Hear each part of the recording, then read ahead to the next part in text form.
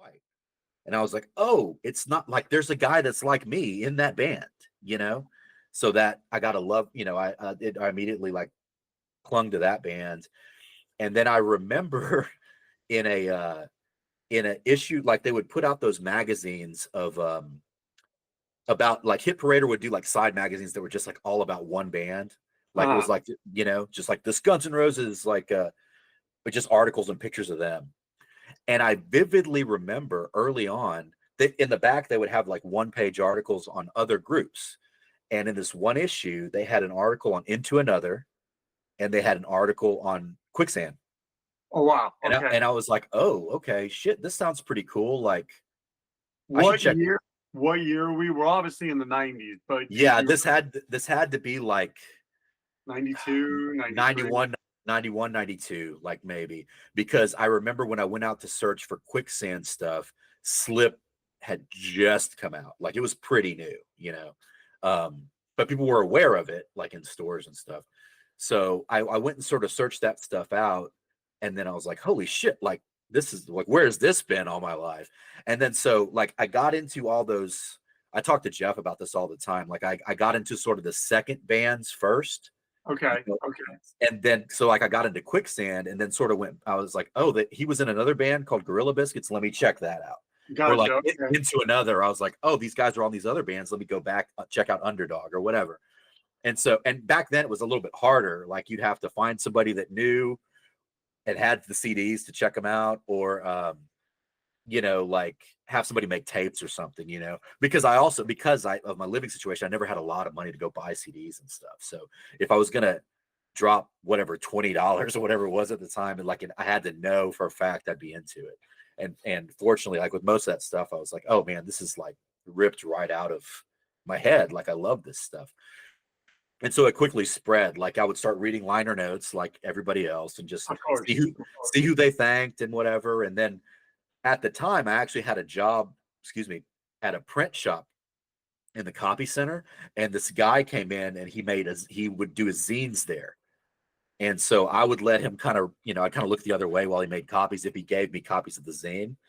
And so that's how I learned about a lot of the other punk stuff, like New York and then otherwise, you know. And so again, just started searching out from there. Is that what sort of now then how does that lead you to like Game Face? Because Game Face is ultimately, I think, what connects you and me. Right. So I guess a couple years after that, like when the internet was really starting to form and there started to be like band sites and whatever, there was a guy, his name's Chris Rowe. I'll never forget. He's probably still out there, but he did the official Quicksand website.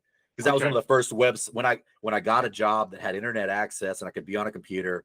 I was like, oh, let me search out, you know, you search out sites for shit that you're into, right? So I found the Quicksand website, and this had to be like post 95, because this was after they had gone on that tour and broke up on tour, because we had tickets to see them in Austin, Quicksand. We had tickets to see them at Austin with Smile and Civ, and they broke up like before they came to Austin, which I was bummed. I was in Austin for college at the time. So I was just trying to get info. I'm like, what happened? Are they getting back together? I know they were recording an album. Is it ever coming out? You know, the things that we all do. And on that Quicksand site, in the links section, the guy only had 2 links up. One link was to, I think it was Some Records or an early version of that label. You know, it was like the Walter's label, right? And then the other link was, check out this other band I love, Game Face. And it was the checkerboard logo, you know, like, you know, and I was like, huh, I've heard that. I've seen it written up. I've never checked them out. Let me listen to them. And so I checked them out, and I was like, oh shit, I really like this and this. And then very soon after that, Every Last Time came out, and I'm like, oh, like I really like this, you know? And so that's how we kind of connected. And then at the time weirdly, I had met a guy who also knew the band, Jason Stewart. I think you know Jason. Oh, Stewart. Yeah. Because you also made some films with Jason. Right.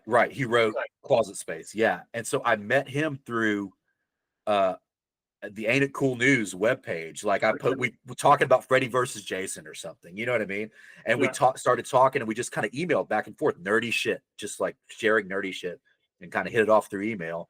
And then I found out that he knew Game Face and Todd, and through Todd he knew like Norm from Texas is the Reason, who I'd also gotten into, and so I was like, oh wow, this is crazy, small world, because at that time I'd also become friends with Jonah, who also knew all those guys, so it was like this weird web that was sort of reconnecting.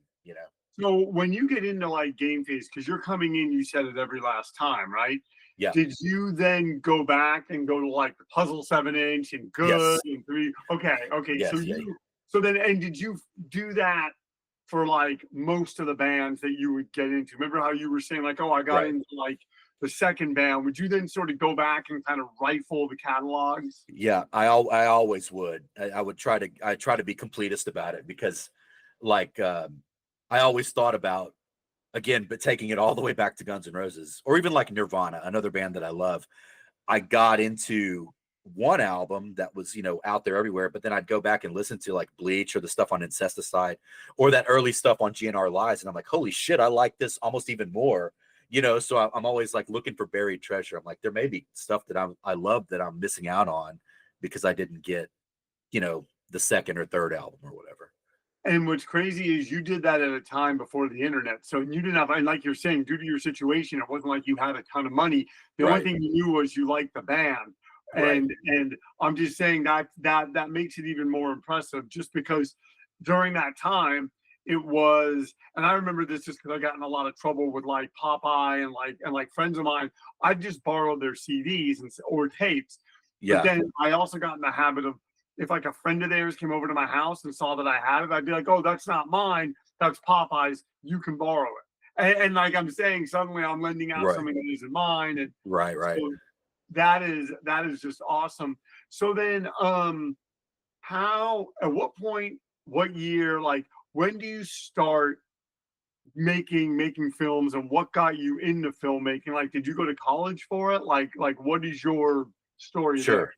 Yeah, so I guess when I first started messing around with cameras and editing and stuff, when I was probably in middle school, in one of those teachers' classes that I mentioned, Miss Hofer, who's also sadly passed away, but she was another one that really like encouraged what I was doing. But there was a friend of mine, Nick, shout out to Nick Sanchez. His family had a VHS camera, which again, like not every family had a VC, like a recorder like that, because it's expensive, right? But they had a VHS camera, and I knew that. And he talked about us like shooting stuff at some point, and so we had some book report or something we had to do. And I talked Miss Hofer, I talked the teacher into letting me and Nick, because we were working in groups, letting us do like a little short film instead of a book report. And so that weekend I went to Nick's house and we just shot this whole thing, and editing in camera, because we didn't have any other way to do it, and kind of just shooting in order, because that's all we could do. And we watched it in class the next week, and everybody loved it, and we got laughs and stuff. And I'm like, oh, okay, this is pretty cool. Like I'd always, like when I saw, my favorite movie is A Nightmare on Elm Street.